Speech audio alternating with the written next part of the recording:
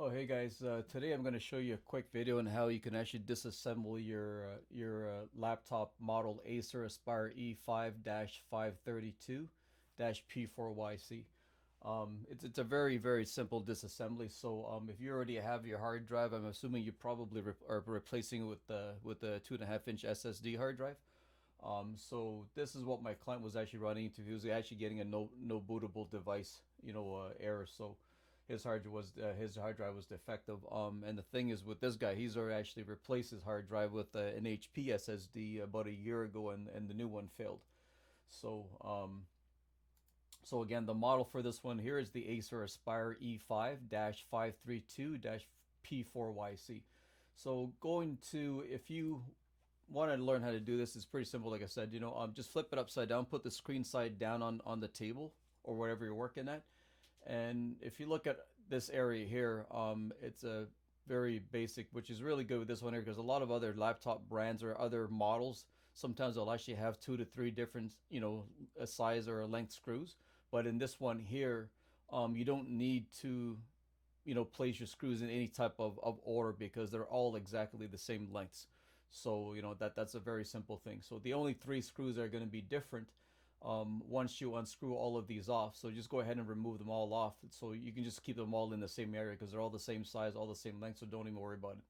And the only other screw that's going to be different, which you can just keep on the side because is for the DVD tray itself here. So if you look at the DVD here, it's locked in because this one screw here, this is the one that's actually holding it in place. So once you unscrew this screw here, you can actually slide out your DVD tray, which looks like this. Once you do slide it out, you can just flip it back the other way and you will see the other 3 screws here. So not flip the other way, just leave it the way it is. But once you remove the DVD tray, you will actually see there's 3 screws here. So once you remove that off, my customer, obviously since he's replaced his hard drive before, he kind of once he's opened up this one here, it was very simple to open. But in a main rule of thumb is that what any laptops that actually have a dud, DVD tray or even a real DVD. This one here actually didn't have a real DVD. It was just a tray that went into it. But the best place to start prying open your keyboard top case to separate this piece here, the bottom case, is to just start in the easiest area that's more flimsy, which would be this section here. So if you look at my cursor, I would start it around here because then at least you have like a 50% strength protection when you're opening this up with a pick tool or anything. I literally just run down my fingers. I didn't even use a pick tool at all for this one here. As soon as I unscrewed the whole thing, it literally about 30% of it actually opened up on its own. Even though he actually had clamped everything together. I actually thought he broke the clamps, but he didn't. I've inspected the bottom case once it was removed. It was removed real well. So I guess this model here is not really difficult to remove. So but let's say if yours is in some areas, the best place to start is either this corner here, if you look at my cursor, or this corner here, and then you can just run down your fingernails and just go right to the ends. And or if you have a little pick tool, it's very easy to open. So before lifting up this whole bottom case here, please keep in mind, do not just lift it up because there is a cable that's connected to your speakers. Because with this model here, your speakers is actually attached to the actual bottom case, which is it's not too often. A lot of brands are made like that. So if you are going to lift it up, just lift it up from the hinge side and just move it forward slowly while you're actually looking at the cable, and then you can actually just rest it.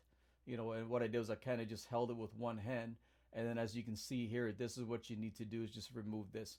And it's a pretty big connector, so you don't even have to use tweezers or anything. I would just use your fingernail and just hold on these 2 areas here, and then just pull it forward towards you, or towards this way. As you can see, if you're looking at my cursor, just bring it outwards, and just use your thumbnail and your index finger, and just pull that out with your fingernail. It comes off really easily.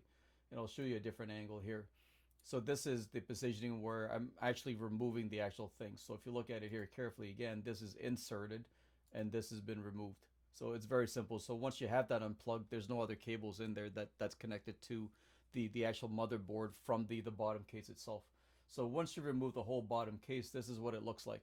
As you can see here, this is his new SSD that he put in a year ago that failed, which I did verify it failed. So and the awesome thing too with this bracket here, you don't have to unscrew anything to remove this enclosure here.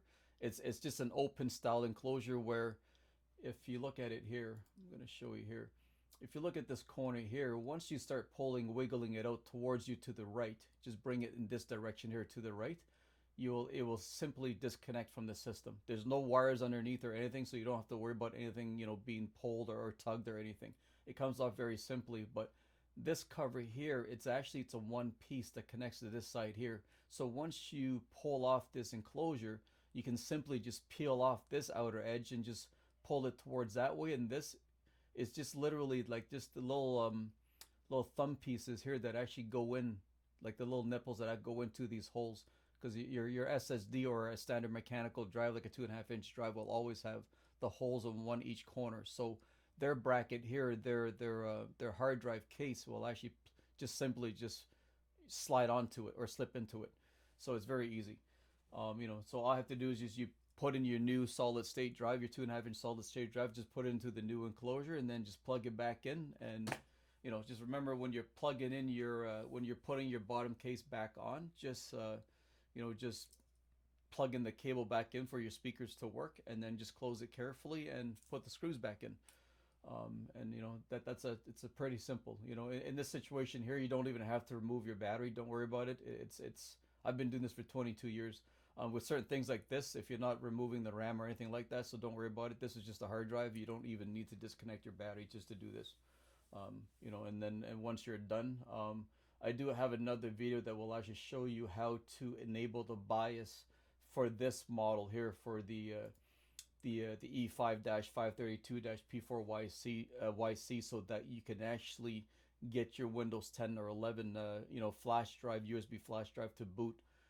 Because by default with this model here, Acer, they disabled your F12 function key, and they have enabled the EUFI. So you gotta enable you have to disable the EUFI in that BIOS menu, and you also have to enable your F12 function key, because by default it's actually disabled. And once you make those two changes in there by pressing the with this one here, I think it was it's either the escape button. My apologies. I think it's either the escape button or the F2. I think it was actually the F2 button. But just try the escape button, the F2 button, or the F12. It's probably the F2 or the escape button. Once you press one of those buttons, it will bring you into the to the BIOS. So remember just to go into the tabs there by just checking, or just I'll provide a link in this video here so that you guys can just follow it there and then just go from there. My apologies, I'm pretty sure it is the F2 key that will bring you to the BIOS. If not, is use the escape also. I know it's not the F12 because the F12 key is what has been disabled in the BIOS, which is also your boot option key for Acer. So just check out the link below or the description in this video here, and then it'll actually guide you to how to make the changes to get your USB Windows 10 or 11 flash drive to get recognized. All right. So thanks for watching, guys. You have a good day. Cheers.